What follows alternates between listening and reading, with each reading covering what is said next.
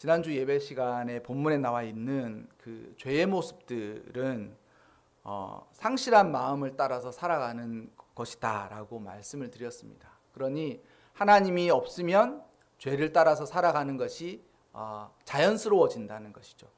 자신의 마음 안에 하나님이 없으면 그 사람은 곧 불의와 추악과 탐욕, 악의를 따라서 살아가고 하나님을 미워하고 또 부모를 거역하고 무정하고 무자비한 그런 사람을 산다라고 되어 있고, 이러한 모든 일에는 하나님의 심판이 사형이다라고 되어 있는. 그러니까 사형이라는 것은 하나님의 절대적인 심판에 있어서 죽음을 면하지 못한다라는 그 말씀을 드리는 것입니다. 사실 사람이 죽는 것을 두려워하지 않는 사람들도 있지 않습니까? 영웅호걸이라든지 아니면 아예 막 가는 인생들을 역시 죽음을 좀 두려워하지 않는 사람들이 종종 있지요. 저는 고속도로에서도 그런 사람들을 종종 만납니다. 죽음을 두려워하지 않고 막 다니는 사람들, 너무 무섭죠. 근데 그러한 것들 사람이 종종 있다 하지만 여기에서 이 사형이라는 것은 하나님의 엄중한 심판을 이야기한다라는 것이죠. 그런데 우리가 이 이야기들을, 로마서에 나와 있는 이 이야기들 중에 몇몇 가지는 사실 참 받아들여지기가 어려운 것들이 이러한 것입니다. 비방. 우리 사실 비방하지 않는 사람이 누가 있습니까? 요즘은 뭐 너무나도 세상이 좋으니까 학생은 선생님을 비방하고 국민은 대통령을 비방하고, 그리고 뭐 권위 아래 있는 사람도, 직원도 대표를 비방하는 것이 문제가 되지 않고 그렇게 하는 것이 자유라고 생각하기 때문에 우리 모두가 비방하지 않는 세상을 살고 있지 않거든요. 그러니까 누구든지 마음에 안 드는 사람은 비방을 한다는 거예요. 예전에는 그래도 선생님의 그림자는 밟지 않았었고, 그리고 국민은 그래도 대통령의 어떤 임기 동안은 그 사람이 우리가 그 뭐 사대주의적인 어떤 사대부적인 전통에 있는 나라에서 살았으니 왕이다라고 생각하니까 그래도 하고 싶은 대로 다 하시라 이렇게 생각을 하는데, 지금은 이제 그렇지 않죠. 선생님 애들도 선생님 이런 거는 진짜 못마땅하다 이렇게 얘기해요. 국민들이 뭐 조금 안 되면 다 대통령에게 화살을 돌리고 비방을 하고, 저도 한때 20대 때 국민 모두가 집에 불이 나도 대통령 탓이다라고 그때 그랬어요. 집에 불이 나도 대통령 탓이고 교통 정체가 일어나도 이것도 대통령 탓이다고 그렇게 비방하는 때가 있었거든요. 그런데 여러분, 그런 비방 역시 하나님께서 심판하시는 심판의 사형이다라고 이야기할 때 이것이 솔직히 충분히 받아들여지십니까? 하나님을 미워하는 것뿐만 아니겠지만 수군수군하는 것은 어떻습니까? 사람들끼리 모여가지고 저 사람 됨됨이가 이래 저래, 저 사람 참 이런 사람이야 저런 사람이야, 이런 이야기 한두 번 안 하는 사람이 누가 있겠습니까? 그런데 그 모든 죄, 우매하고 심지어는 약속을 어기는 것까지 하나님께서 그것을 엄중히 보신다면 우리의 삶과 삶의 태도가 달라져야 할 것입니다. 그러한 일들이 왜 어떠한 문제들을 일으키는가라고 이야기할 때는 이 문제들을 따로 다루고, 어쨌든 죄의 모습들은 이러한 것이다라고 지난주에 말씀을 드렸고, 그러한 것들로 스스로를 돌아보아야 한다라는 것이죠. 로마서 1장 20절 후반부에 있는 이 죄의 모습들, 28절부터 있는 이 죄의 모습들 뿐만 아니라 이러한 것들에 대해서 마가복음 7장에서는 어떻게 이야기하냐면, 사람은 무엇으로 더러워지는가, 그러니까 사람이 깨끗해지는 것을 이야기하기 이전에 사람은 도대체 무엇 때문에 더러워지는가라고 이야기할 때 예수님이 그렇게 이야기하십니다. 사람의 마음에서 나오는 것으로 인해서 그 사람은 더러워진다. 그럼 사람의 마음 안에 무엇이 있습니까? 그렇게 물을 것 아니에요? 그럼 사람의 마음 안에 무엇이 있느냐? 곧 사람의 마음에서 나오는 것은 악한 생각, 음란, 도둑질, 살인, 간음, 탐욕, 악독, 속임, 음탕, 질투, 비방, 교만, 우매함, 이렇게 되어 있습니다. 여기도 보면 질투 정도도 그렇게 사람을 더럽게 만듭니까? 여기서 이 더러운 것은 유대인들의 정결 예식에 있어서 이 더러움을 갖추고 있는 사람은 하나님 앞에 나아갈 수가 없어요. 성전에 가서 예배를 드릴 수도 없고, 그러니까 성전을 예배 가서 예배 드릴 수 없으니 하나님을 만날 수도 없는 것이죠. 그러니 이것은 씻어서 없앨 수 있는 문제가 아니라 하나님에게 나아가지 못하는 그 이야기하는 거예요. 그러니 사람의 마음 안에 있는 이 더러운 것 때문에 사람은 더러워지고, 그 더러워진 사람은 하나님을 만날 수가 없다, 이 이야기를 하는 것이거든요. 그런데 여러분, 질투와 비방도 이 하나님을 우리가 만날 수 없는 죄의 가운데 있다, 포함된다, 이 말을 하는 것이죠. 그래서 우리가 먹고 우리의 배설물이 우리가 보기에 더럽다라고 생각하지만, 예수님께서는 너희 마음에서 쏟아져 나오는 것들, 너희 마음 안에 담겨져 있고, 그 담겨져 있는 것이 눈빛으로, 얼굴빛으로, 손짓으로, 아니면 행동으로, 태도로 그렇게 나오는 것들이 너희를 더럽게 만들고, 그 더러움 때문에 하나님을 만나지 못하게 된다라고 이야기하세요. 이것뿐만 아니라 갈라디아서 5장에 보면 육체를 따르는 사람과 성령을 따르는 사람, 이 두 사람이 있는데, 성령을 따르는 사람과 육체를 따르는 사람은 자신의 마음 안에서 서로 둘 중에 누가 이기든 이 둘 중에 하나를 따르게 되어 있다는 거예요. 둘 중에 하나를 따르게 되어 있다는 거예요. 이 이야기에서 제가 참 들었던 이야기들 중에 참 이 말이 맞다라고 생각하는데, 인디안의 속담에 어린아이가 물었어요, 추장한테. 추장님, 내 마음 안에 두 마리 늑대가 있는데, 한 늑대는 굉장히 정의롭고 착하다는 거예요. 그리고 정의롭고 착하고 용기가 있어. 선한 용기가 있다는 거예요. 그 또 한 마리는 악하고 교활하고 탐욕스럽고, 그리고 자신의 유익만을 구하도록 하는 악한 늑대가 있다는 거예요. 그러니까 선한 늑대와 악한 늑대 두 마리가 내 마음 안에서 싸우고 있는데, 어떻게 해야 됩니까? 저의 마음은 어떻게 해야 됩니까? 누가 이깁니까? 이렇게 물어봤대요. 그러니까 그 추장이 뭐라 그랬겠습니까? 그 추장이, 네가 더 많이 먹이를 주는 쪽이 이긴다. 내 마음 안에 선한 늑대와 악한 늑대 두 마리가 서로 싸워가지고 내 마음을 가지고 싸우는데, 그러면 누가 어떻게 됩니까? 라고 하니까 그 추장의 말이, 네가 먹이를, 그러니까 선한 늑대에게 네가 먹이를 많이 주면 선한 늑대가 자랄 거 아니에요. 그러면 너는, 너의 마음 안에서는 선한 늑대가 이긴다는 거예요. 그리고 그 선한 늑대가 너의 마음을 딱 잡고, 불의한 일에는 용기가 있게, 정의롭게, 그리고 탐욕스러울 때는 절제를, 그리고 이 일에 있어서 바람직하지 하지 못할 때는 너가 가지 않도록 막아준다는 거예요. 근데 반대로 역시 이 악한 늑대에게 네가 먹이를 많이 주면 나중에 이 선한 늑대는 나중에 죽고 말고 악한 늑대가 너의 마음을 자리 잡을 것이다 라고 이야기되는 거예요. 이거 성령으로 바꾸면 거의 이게 너무나도 진짜, 이게 누가 그 인디안 추장이 정말 거듭난 사람인지, 이 성령의 소욕과 육체의 소욕도 이 갈라디아에서 5장에서 말한 거하고 똑같아요. 육체도 소욕이 있고 성령의 소욕이 있는데, 둘 중에 하나든지 누구든지 이기는 것이 그 모든 것을 장악한다는 거예요. 여기에는 휴전 상태가 없어요. 휴전 상태가 없어요. 끊임없이 싸우고 있는 거예요. 그리고 끊임없이 싸우는 그 목적이 무엇이냐면, 둘 중에 누가 이기든 어떤 일에 있어서 누구든지 누가 이기게 하든 그 이기는 일을 따라서 살아가는 거예요. 육체가 딱 이기면 어떻게 되겠습니까? 육체의 소욕이 마음을 확 장악해요. 그리고 이제 성령의 소욕은 들리지도 않아요.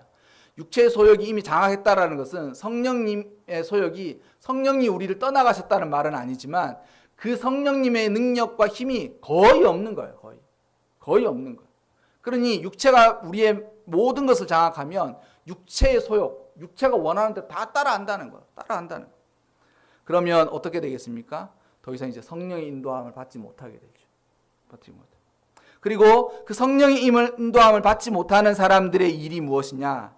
음행, 더러운 것, 호색, 우상 숭배, 분쟁, 시기, 당 짓는 것, 분열, 이단, 투기, 방탕함들이에요.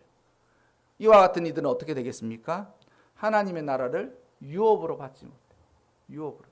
이렇게 완곡하게 바울이 가끔씩 이런 저주스러운 일을 이렇게 완곡하게 이야기하는 것은 저는 사실 불만입니다. 왜 이렇게 완곡하게 이야기하죠? 하나님의 나라를 유업으로 받지 못한다. 하나님의 유산을 받지 못한다. 이렇게 이야기하니까 유산 그거요? 저 포기하죠 뭐. 이런 사람도 너무 많은 거예요. 지옥 간다 이렇게 정확하시든지 불구덩이에 떨어져서 영원히 타 죽을 거야 이 자식들아. 이렇게 이야기 안 하시는 게 늘 불만인 거예요. 이렇게 완고하고 부드럽고 젠틀하게 얘기하니까 저와 성도들이 모두 정신을 차리지 않는 건가? 믿는 사람들이 이렇게 두려움도 없이 살아가나? 이런 생각들이 너무 든다. 어쨌든 여러분, 우리 모두가 로마서에서 보여주는 죄의 모습들, 또한 예수님께서 마태복음 7장에서 말씀하신 사람을 더럽게 하여 그리고 그가 하나님을 만나지 못하게 하는 것들, 또한 그 갈라디아서 5장에 바울이 이야기한 것처럼 성령을 따르는 것과 육체를 따르는 일들에 대해서 이렇게 가르쳐 주신 것은 하나님의 백성들이 죄의 능력을 이겨 성령의 능력으로 이기면서 살아가기를 원한다라는 거죠. 지난주에도 제가 잠시 죄의 원죄에 대해서 말씀을 드렸었는데, 원죄 이후에 죄의 성격이 무엇이냐? 전인격적이에요. 뭐냐면 이 원죄를 한번 저지른 이후에 이 원죄의 뿌리가 어떻게 됐느냐면 전인격적이고 전인류적이에요. 뭐냐면 그 사람의 평생을 따라다닌다는 거예요. 그가 나서 태어나자마자 아니면 심지어는 그가 복중에 잉태하였을 때부터 그가 죽을 때까지 죄의 영향력은 그 사람의 일생을 따라다니는, 일생을 따르는. 또 크게는 인류 역사 모두를 따라다녀. 인류 역사 전체를 따라다닌다. 그리고 그 죄의 영향력과 힘은 전 우주적이에요. 그래서 전 우주에 아주 작은 것부터 엄청난 것까지 모두 거기에 속해 있는 거예요. 오늘 지난주에 한번 교회를 찾아오신 분이 그런 이야기를 하시더라고요. 최근에 과학이 너무 많이 발전돼 가지고 139억 년 전에 이 빅뱅으로 빅뱅이 일어나서 과학자들이 그게 별이 되었다라고 이야기하지 않습니까? 그게 모든 것이 시초일 것이다라고 하는데, 하여튼 뭐 그런 빛을 최근에 발견했다라고 하더라고요. 발견했다면서 저희 너무너무 많이 놀랬다면서 막 그런 이야기를 하는 거예요. 그런 얘기를 하는데, 그런데 여러분 139억 년 전에 그 빛도 이제는 어디 아래 있어요? 죄 아래 있는 거예요. 우주 끝에 있는 먼지 한 톨도 이제는 죄 아래서 벗어날 수 있거나 거기서 자유함이 없다는. 그러니 죄의 영향이 얼마나 포괄적이고 획기적이겠습니까? 게다가 이 죄는 하나님을 향해서 대적해. 죄는 하나님을 향해서 반발을 해. 하나님을 우리가 만나고 하나님을 찾는 것이 아니라 하나님을 향해서 대적한다는 거예요. 그래서 제가 죄를 지은 아담과 하와는 하나님을 향해서 뭐를 일으키는 사람이라고 그랬어요? 쿠데타를 일으키는 사람이라고 그랬어요. 쿠데타를 일으키는 사람. 우리나라 현대사에서도 2번이나 성공했어요. 그리고 성공하신 분들은 대통령으로 살았어요. 그런데 여러분, 하나님에게 일으킨 그 쿠데타는 여러분 금방 진압되었습니다. 그리고 모든 사람들은 죄에서 벗어나지 못하는 사람이 되었다라는 거죠.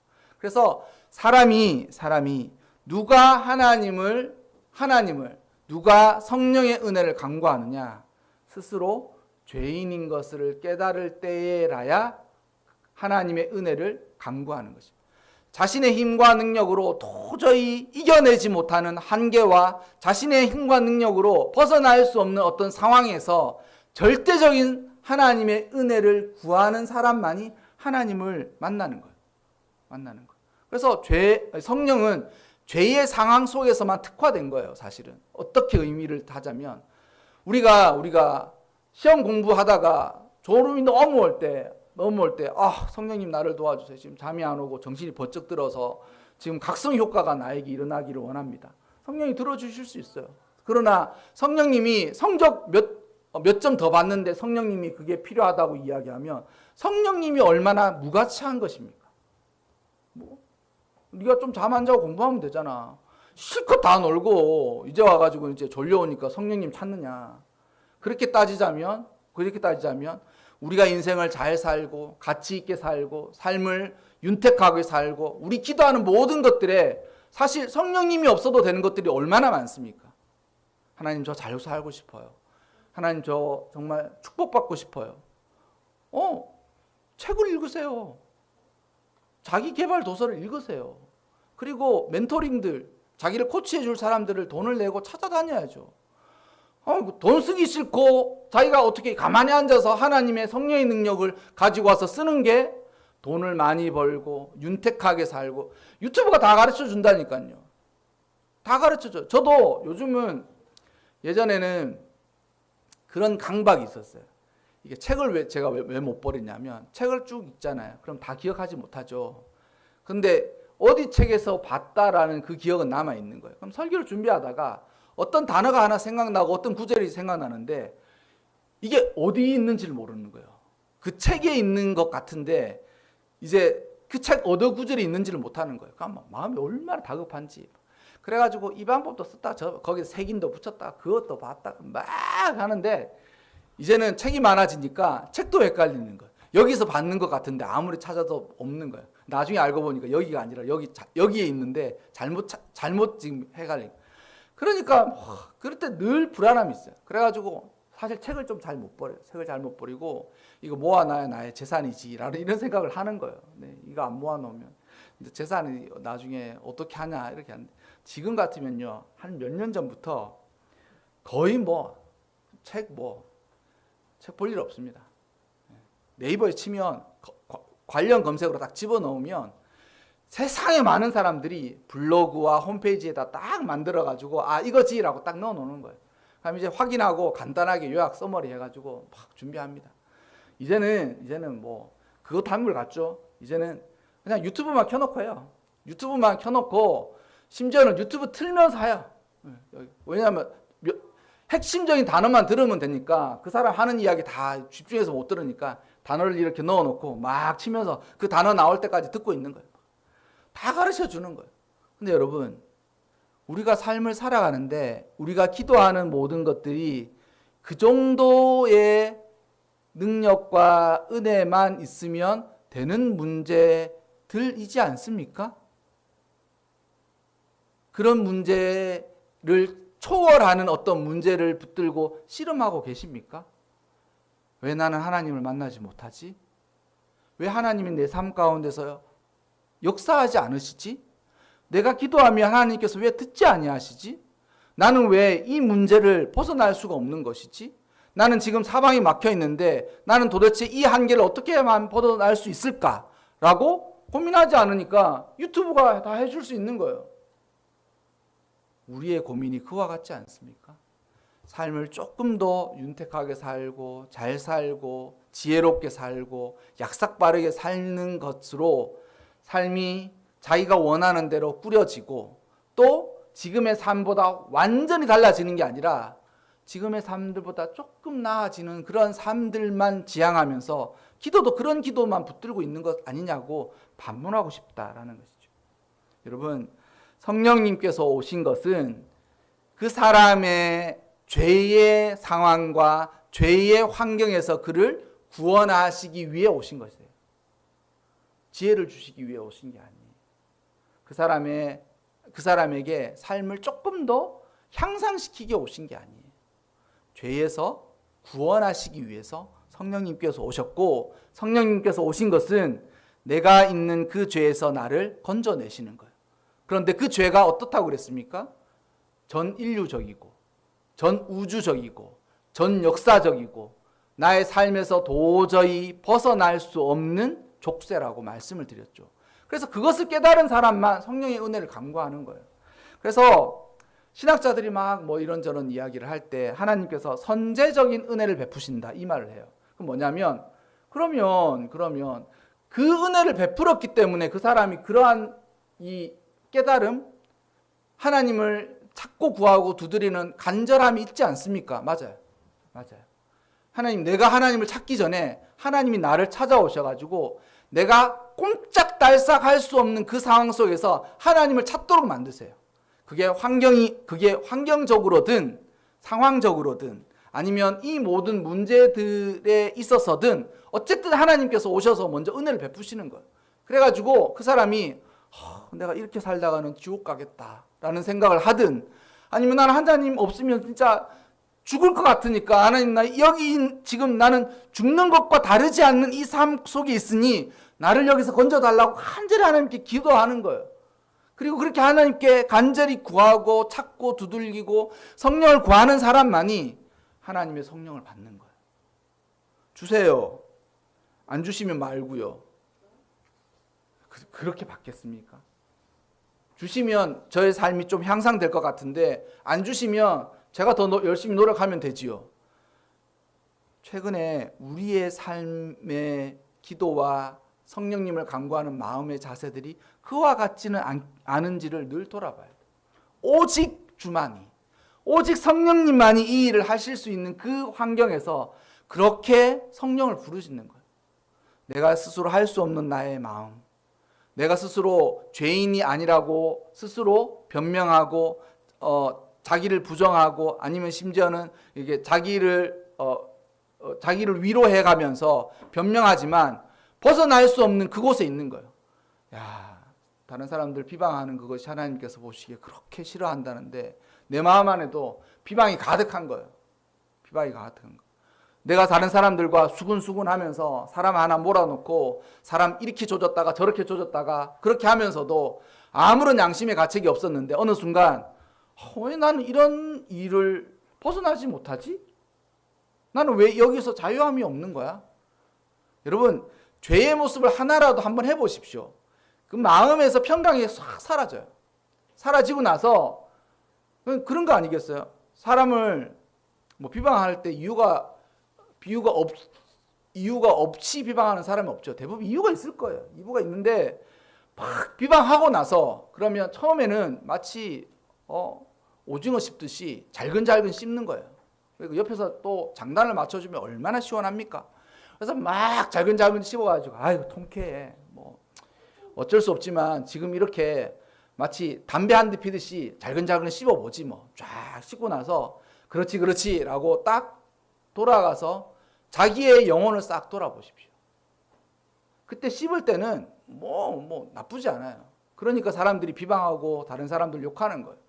근데 그러고 나서 우리의 영혼을 돌아보면 마음 안에 평강이 확 사라져요. 그리고 거기서 벗어날 수 없는 것이 오늘 본문에 읽었던 것처럼 네가 판단하고 비방하는 그 비방을 너에게 다른 사람들 역시 하고 있다는 거예요. 네가 다른 사람 비방하지? 다른 사람도 너를 비방해. 그런데 그 사람과 너 둘 다 죄의 모습에서 벗어날 수가 없어. 이런 일을 하는 거예요. 이렇게 바람 피고 말이야. 아유, 나쁜 인간. 막 그렇게 얘기하는데 자기가 바람 피면 뭐라 그랬어요? 어쩔 수 없는 운명을 나는 결혼하고 나서 만났어. 그걸 내로남불이라고 얘기하는 거 아니에요, 요즘.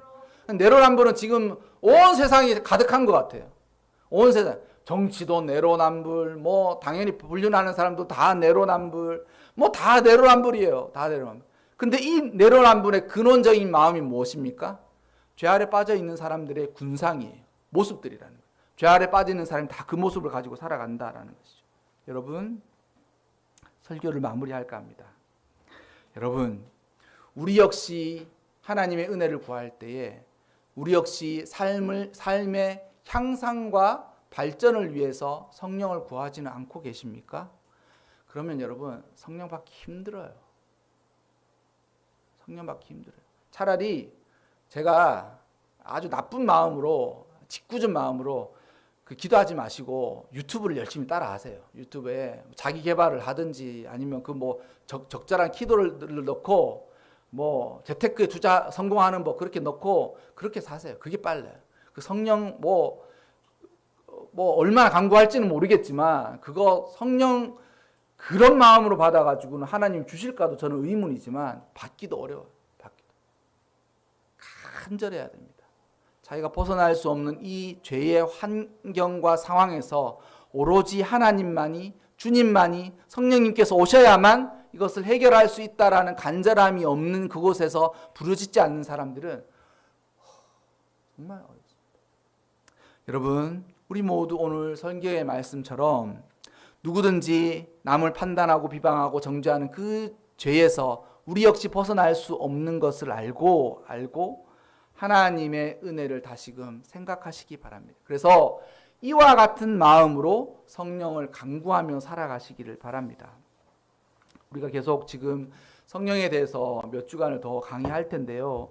성령의 은혜를 간구하시면서 이번 주간 계속되는 이 시리즈 가운데서 성령님께서 왜 오셔야 하는지, 또 성령님께서 오셔서 변화시키는 것은 무엇인지, 또 성령의 변화로 인해서 내가 어떻게 달라져 가는 것인지를 알고 이번 기회에 이 시리즈 기간 동안 성령의 은혜를 간절히 구하면서 성령을 꼭 체험하고 은혜 받고, 또한 성령의 첫 경험이 없었다면 우리 자라나는 아이들은 하나님이 정말 살아계시는구나를 꼭 체험하시기를 주님의 이름으로 축원합니다.